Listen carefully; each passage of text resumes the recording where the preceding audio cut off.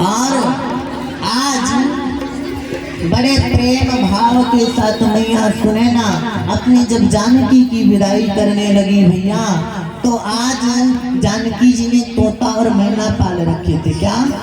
तोता और मैना। आज जब जानकी जी की विदाई होने लगी, मैया जानकी जब डोली में बैठने लगी, तो तोता मैना पिंजरे में, जिसमें तोता मैना थे, इतना अपने चोंच को पटक रहे हैं, इतना चोंच पटक रहे हैं, पंख फटफटा रहे हैं कि पंख टूट के गिर जा रहा है। यहाँ तक कि चोंच से उनके रक्त निकल रहा है, लेकिन वो कह रहे हैं कि जानकी मुझे भी अपने साथ ले चलो ना, मुझे क्यों छोड़ रही हो यहाँ पे। जानकी जी देखती हैं, तोता मैना को देख करके रो करके जानकी मैया निकल करके भगी और गई, तोता को खोलती है, तोता उड़ करके आकर के बैठ जाते हैं मैया जानकी के आगे। पंछी भी प्रेम कर रहे हैं, पंछी भी लगाव रखे हैं। जानकी जी की विदाई हो रही है, सबको तो दुख है, सखियों को दुख है, लेकिन जानकी जी से कई गुना दुख मिथिला वालों को है कि हमारे राघव जा रहे हैं। और जहां से राम जी चले आते हैं भैया, वहां क्या बीतता होगा। राम को मांग लिए मेरे प्यारे, 4 दिन बीत जाएंगे तेरे। आज मानो मिथिला में दुख के बादल छा गए हैं, दुख की बेला आ गई है, अंधेरा हो गया है, ऐसा प्रतीत हो रहा है। जानकी जी को लेकर के अवध के लिए प्रस्थान करते हैं, बड़ा सुंदर भाव जा रहा है। 2 पंक्ति आप भी गाइएगा। क्या? चलत देख राम दो भ्राता।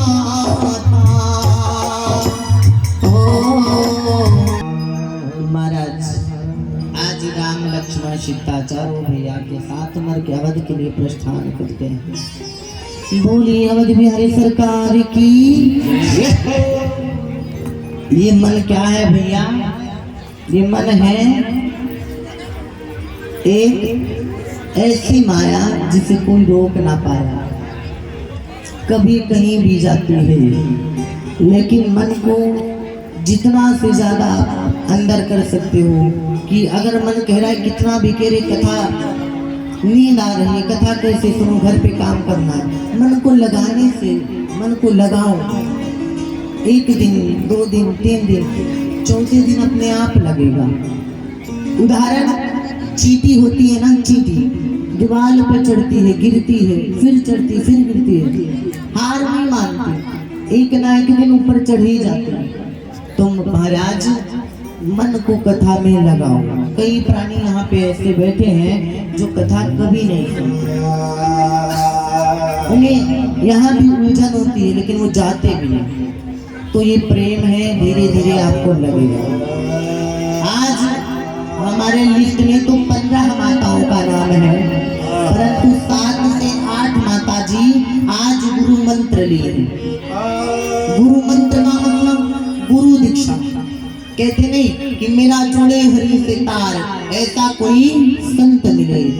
बिना गुरु के, बिना संत के आने, पहले संत का आगमन हुआ, समझो भगवंत का आगमन हुआ, इसलिए गुरु बनाना बहुत जरूरी है। गुरु बनाने से क्या होता है? गुरु आपको तुलसी की माला देता है, कंठी देता है, सन्मार्ग पे चलना बताता है। अब आप कहेंगे वो कैसे महाराज? जैसे आपके यहाँ कोई जानवर हो, गैया मैया हो गई या कोई भी जानवर, तो उसके गले में पट्टा होता है, तो लोग कहते हैं वो फलाने का है ना। उसी प्रकार जब गुरु बना लेते हो, गुरु नाम का पट्टा होता है, तो ये होता है कि ये उन गुरु के चेले हैं, उनकी पूजा करते हैं, उनकी। एक बार एक स्त्री के यहाँ एक महात्मा भिक्षा लेने आए। क्या? भिक्षा लेने आए। और जब भिक्षा लेने आए ना, तो बोले माता भिक्षाम दे ही। अब एक बिटिया निकली, भिक्षा लेकर के दी। तो गुरुजी ने पूछा बेटा तुम कितने साल की हो? तो बोली गुरुजी मैं तो 90 साल की हूँ। बोले क्या? बोले हाँ। गुरुजी को समझ नहीं आया। अच्छा तुम्हारी सासू माँ कितने साल की है फिर? बोले हमारी सासू माँ 4 साल की है। गुरुजी बोले 4 साल की सास कैसी सास है भैया? गुरुजी बोले ससुर जी। बोले कि अरे गुरुजी 3 महीना के हैं। अच्छा तुम्हारे घर वाले? बोली वो 5 साल के हैं। तो बोली कि 5 साल का पुत्र 4 साल की मैया, कैसे लीला है? तो बेटी ने बताया कि मैं कब का गुरु मंत्र ली थी। मेरी सास को 3 साल हुए, मेरे पति को 5 साल हुए, मेरे ससुर को 3 महीना हुए। और कहते हैं गुरुदेव कि जब से गुरु मंत्र ले लो, जब से भगवान को भजने लगो, तभी से समय प्रारंभ होता है। मेरी मैया आपका जीवन अभी 25 साल है, 50 साल बचा हुआ है, बचा है ना? आपके पास अभी भी टाइम है भगवान का भजन करने। तो कभी कभी ऐसा होता है कि लोग बाद में कहते नहीं कि जब कुछ छोटा सा दृष्टांत तो समझिएगा। एक मैकेनिक मकान बना रहा था, मजदूर लगे हुए थे, लेबर जो काम करते हैं लगे थे। अब एक इंजीनियर साहब आए देखने के लिए बिल्डिंग अच्छी बन रही है कि नहीं। इंजीनियर साहब तीसरे मंजिल पे चढ़ गए और थोड़ी इसका नक्शा में थोड़ा टेढ़ा दिख गया। इंजीनियर साहब ऊपर से नीचे वाले लेबर को बुला रहे हैं, भैया भैया भैया। अब इतने ऊपर से सुनाई नहीं दे रहा। इंजीनियर साहब को लगा चलो 100 रुपया फेंकेंगे, ऊपर से नीचे आएगा तो ऊपर लग देगा, तो इशारे से ही बुला लो। इंजीनियर साहब 100 रुपया फेंके। अब लेबर ने देखा 100 रुपया गिरा, इधर लखा उधर लखा, पीछे आगे कोई नहीं दिखा, सट उठा करके जेबुआ में। इंजीनियर साहब को लगा बड़ा चालू है, अरे तो 100 रुपया था, चलो 500 फेंकते हैं। इंजीनियर साहब 500 रुपया ऊपर से नीचे फेंके। अब फिर लेबर ने देखा कि 500 रुपया गिरा, इधर उधर देखा कोई नहीं, सट से अंदर। इंजीनियर साहब को लगा इससे तो पूरा पैसा खत्म हो जाएगा, क्या करूं? एक पत्थर था, ईंट, और इंजीनियर साहब उठाए, गुस्से में आकर के उसके सर पे पत्थर फेंके, और जब पत्थर लगा तो खट से ऊपर रख दिया। इंजीनियर साहब इशारे से बुला लिए। समझ में आया कि नहीं? मतलब ये है मेरी मैया कि भगवान हमें दुख देता है, छोटा दुख, कि अभी भी समझ जा, नहीं समझते, बड़ा दुख समझ जा। यहाँ के लोग जल्दी नहीं समझते हैं ना, इसलिए लाइट बोली क्यों महाराज जी परेशान मत हो, समझने वाले नहीं। महाराज आज भगवान जब बड़ा दुख देता है ना, तब याद आती है कि परमात्मा अब मुझ पे थोड़ा कृपा कर दे, अब मैं भटक रहा हूँ, है कि नहीं? दुख कितना भी पाएंगे नहीं समझेंगे। भगवान का काम है संकेत देना, हमारा आपका काम क्या है? समझना। आइए कथा में प्रवेश। महाराज आज जब हमारे राम जी अवध में आए तो अवध में खुशियां मनाई जा रही है। क्यों पता है? क्यों? क्योंकि राम जी का आना हो गया। मैंने बताया था ना कि राम का आना आ जाए तो कितनी खुशी मिलती है। कौन कौन भक्त राम जी का और हमारे सिया जी का स्वागत करना चाहते हैं? आज राम जी इतने दिनों बाद अवध आए हैं ससुराल का आनंद लेके। वो भी आए, गए थे तो बालक, आए तो दूल्हा बन के, कितने अच्छे लग रहे हैं। आज अवध वासी कहते हैं क्या? ओ मेरे अवध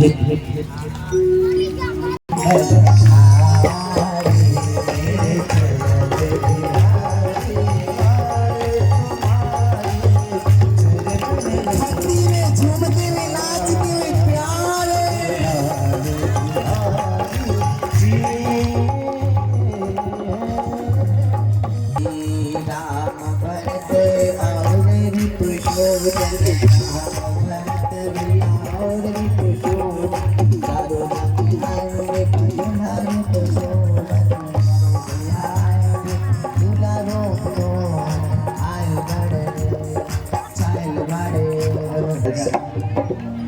प्रकार अवध में स्वागत हुआ।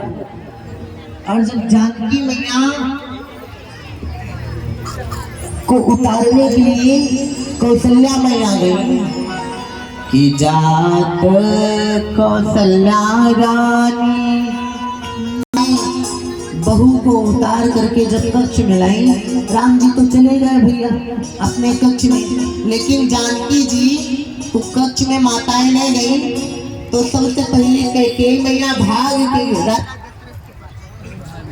कि आप बेटर जी, आपसे मेरा करबद्ध निवेदन है कि ये रासलीला नहीं है, नौटंकी नहीं है, तमाशा नहीं, ये राम कथा है, मर्यादित है भैया, सरल है। हम आप सबको प्रेम देते हैं, प्रेम लेते हैं, तो इसका मतलब कि अपने नियमों का पालन। आप यहाँ पे रहिए और टाइम पे कोई बच्चा बताया कि वहाँ डिस्टर्ब हो जाता है तो क्यों, जब पता है कि वहाँ से लाइट डिस्टर्ब करते हैं तो उसे सही करवा लो। कहीं मिथिला में जब आप बारात लेकर के गए तो आपके कारण महाराज जनक को कोई असुविधा तो नहीं हुई, कोई परेशानी तो नहीं हुई। सोचिए, एक हम आपके यहाँ बारात आती है बेटी की तो कितने लोग लगे रहते हैं कि अच्छा है कुछ कम हो जाए, कुछ ये हो जाए वो हो जाए, है ना। जब बारात आती है बेटी की तो सब खुश रहते हैं, लेकिन घर में तीन व्यक्ति दुखी रहते हैं। कौन? पिता, पुत्री और माँ। पुत्री घर में एक कोने बैठ करके यही प्रार्थना करती रहती है, भगवान मेरे पिताजी की इज्जत रखना, कहीं कुछ कमी ना हो जाए।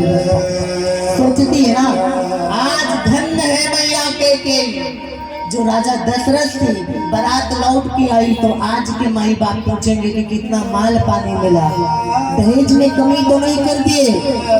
लेकिन धन्य है मैया के पूछती है, महाराज कहिए आपके जाने से महाराज जनक को तकलीफ तो नहीं हुई, दिक्कत तो नहीं हुई। आज राजा दशरथ बड़ी प्रशंसा करते हैं, बड़ी तारीफ करते हैं। बगल कमरे में सिया जी बैठी हैं, सिया जी अपने पिता की प्रशंसा को सुन करके गदगद हो गई, मगन हो गई, प्रसन्न हो गई। मेरी माताओं, आप अपनी बहू को इतना खुशी दे दो कि उसे कभी मायके की याद ही ना आए, कभी मायके की याद ना आए। हाँ, सिया जी मगन प्रसन्न है। अभी अगला प्रोग्राम हम लोग करने जहाँ गए थे तो वहाँ पे गुटिया थी, उसकी शादी हुई तो उसकी भाभी ने फोन किया कि तुम ठीक हो, कोई दिक्कत तो नहीं। तो कहने लगी, भाभी मुझे रोना ही नहीं आ रहा है यहाँ पे, मैं सोचती हूँ कैसे रो। तो उसने बोला काहे? बोली मुझे इतना खुशी मिल रही है यहाँ पे कि मुझे रोना आ ही नहीं रहा है। तो इतना मिला लो बिटिया को, बेटी बना करके रखो, बहू बना करके नहीं। और माताओं से निवेदन है कि अगर कई माता जी ऐसी होती हैं, अपने मायके जाएंगी ना, जब आने लगेंगी ना भाभी के पास जाएंगी, भाभी मम्मी की सेवा करना, ख्याल रखना।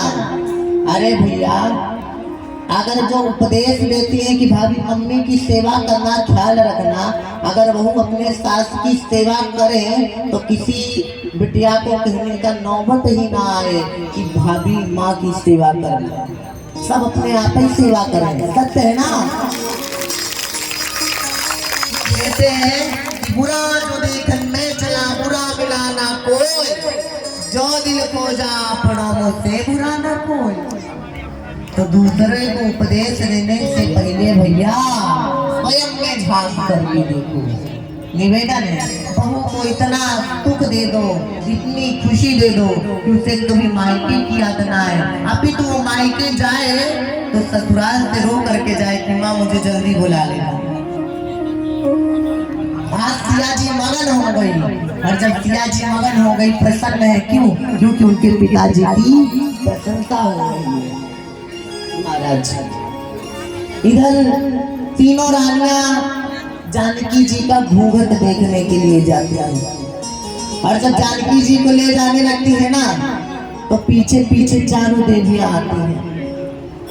तो अवध की नारियां कहती हैं कि अवध की गली है, तुम्हारी मिथिला की वो पुष्प गली नहीं कि उछल कूद चलोगी करते हुए। इसलिए माता कहती है कि ससुराल गलिया, ससुराल गलिया। आज हमारी जानकी जी को सभी माताएं मिला खूब कृपा है। अभी माता जी को देख के याद आ गया, आज जहाँ पर हम रुके हैं भैया के यहाँ, वीरेंद्र भैया के यहाँ, एक माता जी हो रही से आकर के और इतने बड़े पर्चा में हमारा नाम लिख के कोई दे दिया होगा, पूछते पूछते आके बैठ गए। आज वो बाबा जी ने बताया, महाराज जी आपका कोई प्रिय भक्त आपको याद कर रहा है। मैंने कहा कौन है, भेजो ऊपर। बोले महाराज जी वो चल नहीं सकते।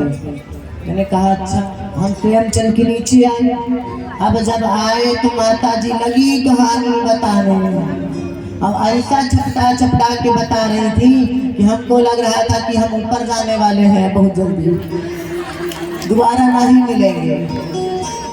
और जब अभी कथवा में आने लगे तो रास्ते में फिर टकरा गए, और हमको देर हो रही थी। एक तो आज ऐसे भी विलम्ब हो गया था गुरु मंत्र देने में, हम जल्दी जल्दी चले आ गए, मिल गई। हम के जय हो मैया, तुम फिर मिल गई। और ऐसा पकड़ी की छोड़ ही नहीं रही थी। अब वो हमसे कहती है कि बाबा हमको ले चलो वृंदावन। तो हमारे साथ में झोला बाबा जो है वो कहते हैं तुम्हें संभालना इनको, एक तो हम तुमको भी देखें, तुम्हारी व्यवस्था भी देखें, ना टांग के चलोगे अब। तो भैया यहाँ बाबाओं का बड़ा दर्शन मिला, झोला बाबा, फूला बाबा, सिलेंडर बाबा, चौड़ा बाबा, कितने बाबा सब दीघा में मिल गए। और सबको बेलने वाले बेला अलबेला बाबा सबको बेल रहे हैं पूरी के भाव। बोलो जय सिया राम।